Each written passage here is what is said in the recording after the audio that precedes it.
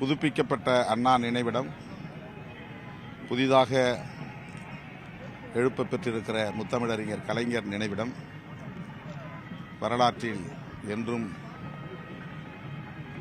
போற்றுதலுக்குரியதாக அமையும். அவ்வாறு விளங்குகிறது. முதல்வர் அண்ணன் தளபதி ஸ்டாலின் அவர்கள்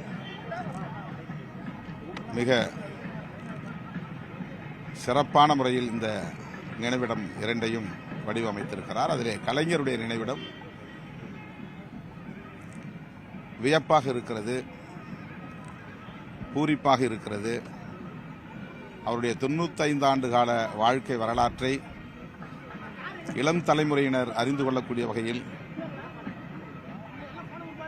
குறும்படமாக வெளியிடக்கூடிய திரையரங்கம் இருக்கிறது. திருவாரூரிலிருந்து சென்னை செல்லுகிற ரயில் பயணம் என்கிற ஒரு அரங்கமும் திரையரங்கமும் இருக்கிறது. இது லாஸ் ஏஞ்சல்ஸ் போன்ற ஹாலிவுட் பகுதிகளில் நாம் பார்ப்பதை போன்ற 7D திரைப்படம் அவருடைய பயணத்தை திருவாரூரிலிருந்து சென்னை வருகிற வரையில் அவருடைய வாழ்க்கை பயணத்தை சுருக்கமான முறையில் மிக போற்றுதலுக்குரிய வகையில் பிரம்மாண்டமான முறையில் சர்வதேச தரம் என்று சொல்லக்கூடிய வகையில் உருவாக்கியிருக்கிறார்கள். அந்த ரயில் பெட்டியிலே நாம் அமர்ந்து 7D பார்ப்பதற்கான கண்ணாடியை அணிந்து கலைஞரின் திருவாரூர் முதல் சென்னை வரையிலுமான அவருடைய வாழ்க்கை பயணத்தை பார்க்கிற போது அப்படியே நம்மை மெய் சிலிர்க்க வைக்கிறது. சூப்பர் ஸ்டார் ரஜினிகாந்த் அவர்கள்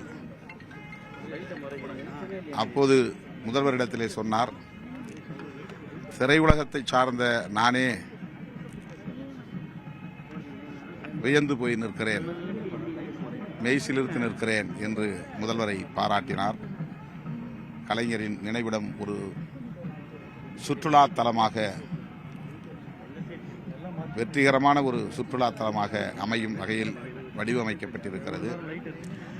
உயர் தொழில்நுட்பம் இதிலே பயன்படுத்தப்பட்டிருப்பது போற்றுதலுக்குரியது.